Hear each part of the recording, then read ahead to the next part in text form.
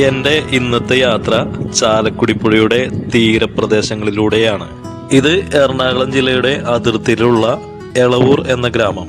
ഏകദേശം 50 വർഷങ്ങൾക്ക് മുമ്പ് വരെ ഇവിടെ ഒരു ചന്ത ഉണ്ടായിരുന്നു. ആ ചന്തയുടെ ഓർമ്മയ്ക്ക് വേണ്ടിയിട്ടാണ് ഈ കെട്ടിടം ഇപ്പോഴും ഇവിടെ നിലനിർത്തിയിരിക്കുന്നത്.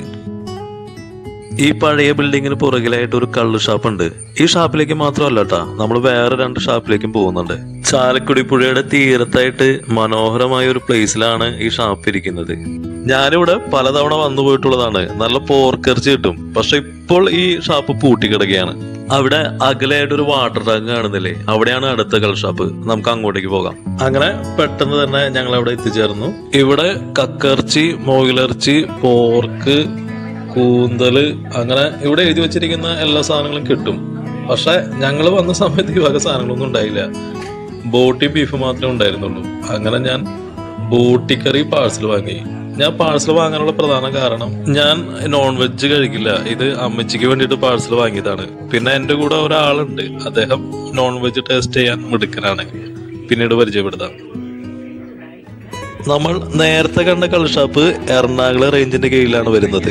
ഇത് തൃശ്ശൂർ ജില്ലയുടെ കീഴിലും. അതുകൊണ്ട് തന്നെ ഇവിടെ നാടങ്ങളിലായിരിക്കും കിട്ടുക. എന്റെ കൂടെ ഉണ്ടായിരുന്ന സുഹൃത്ത് ഒരു ഗ്ലാസ് കള്ള് ടേസ്റ്റ് ചെയ്ത് നോക്കി. പിന്നീട് ഞങ്ങൾ അടുത്ത കള്ള് ഷാപ്പിലേക്ക് തിരിച്ചു. അടുത്ത കള്ള് ഷാപ്പ് തൃശ്ശൂർ ജില്ലയിലെ അന്നമനടയിലാണ്. ഇവിടെ നിന്ന് ഒരു 2-3 കിലോമീറ്റർ മാത്രം ദൂരേ ഉള്ളൂ. പിന്നെ ഈ കാണുന്ന പാടമില്ലേ, ഇത് പണ്ട് കാലത്ത് കൊച്ചി, തിരുവിതാംകൂർ രാജ്യങ്ങളുടെ അതിർത്തി പ്രദേശമായിരുന്നു. ഈ കൊതിക്കല്ലുണ്ടല്ലോ, അത് ഇവിടെ എവിടെ ഉണ്ട്. പക്ഷെ പുല്ലൊക്കെ മറിഞ്ഞ് കിടക്കുകയായിരിക്കും. പഞ്ചായത്തുകാർക്കൊന്നും വേണ്ട. അതുകൊണ്ട് തന്നെ അത് കണ്ടുപിടിക്കാൻ ബുദ്ധിമുട്ടാണ്. കൊതിക്കല്ല് മനസ്സിലായില്ലേ? കൊതിക്കല്ല് എന്ന് പറഞ്ഞു കഴിഞ്ഞാൽ കൊച്ചിയുടെയും തിരുവിതാംകൂറിന്റെയും അതിർത്തിക്കല്ല്. കോ എന്ന് വെച്ചാൽ കൊച്ചി, തീ എന്ന് വെച്ചാൽ തിരുവിതാംകൂർ. അന്നമന്നട ടൗണിലേക്ക് ഞങ്ങൾ കയറുന്നില്ല.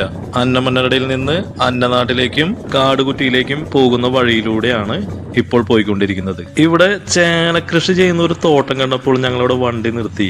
1-2 ചേനകൾ വളർന്നു നിൽക്കുന്നത് കണ്ടിട്ടുണ്ടെങ്കിലും ഈ ചേന കൃഷി ആദ്യമായിട്ടാണ് കാണുന്നത്. അതുകൊണ്ട് തന്നെ ഇതൊരു വ്യത്യസ്തമായ കാഴ്ചയായിരുന്നു.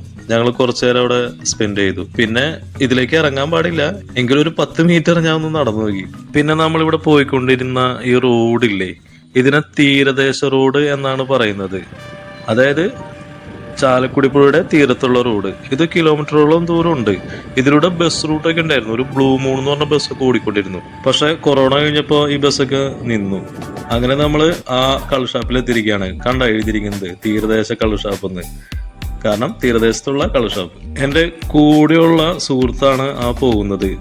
അവന്റെ പേര് വിജേഷ്. ആള് ബീഫ് ഒഴിച്ച് ബാക്കി എന്ത് നോൺ വെജും കഴിക്കും.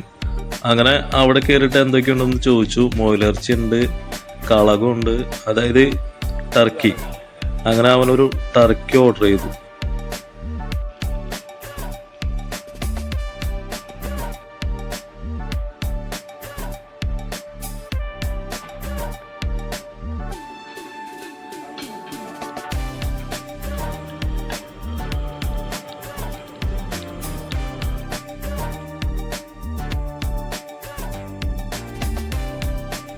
ടർക്കിയുടെ രുചിയെ കുറിച്ച് വിജേഷ് പറയുന്നത്,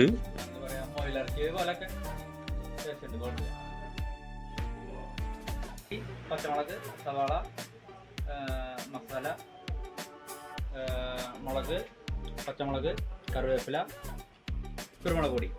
പിന്നെ ഞങ്ങൾ ഇവിടെ ഭക്ഷണം കഴിച്ചുകൊണ്ടിരുന്നപ്പോൾ ഒരു പെൺകുട്ടി സ്കൂട്ടർ ഓടിച്ചുകൊണ്ട് വന്നു. അവളുടെ പുറകിലെ ബോയ് ഫ്രണ്ട് ഉണ്ടായിരുന്നു. എന്നിട്ട് അവർ ഷാപ്പിലേക്ക് കയറി. പെൺകുട്ടി കള്ളു കുടിച്ചുട്ടോ. ഞങ്ങളുടെ പുറകിലെ ക്യാബിലായിരുന്നു. ചിയേഴ്സ് പറയുന്നതൊക്കെ ഞങ്ങൾ കേട്ടിരുന്നു. അതായത് പറഞ്ഞു വന്നത് ഇവിടെ ഫാമിലീസും വരാറുണ്ട് എന്നാണ്. അങ്ങനെ ഇന്നത്തെ വീഡിയോ ഇവിടെ കഴിയുകയാണ് കേട്ടോ. അപ്പോൾ വീഡിയോ ഇഷ്ടപ്പെട്ടാൽ ലൈക്ക് ചെയ്യാനും കമന്റ് ചെയ്യാനും മറക്കരുത്. പിന്നെ സബ്സ്ക്രൈബ് ചെയ്തിട്ടില്ലെങ്കിൽ സബ്സ്ക്രൈബ് ചെയ്യണേ. നമുക്കിനി അടുത്ത വീഡിയോയിൽ കാണാം. താങ്ക്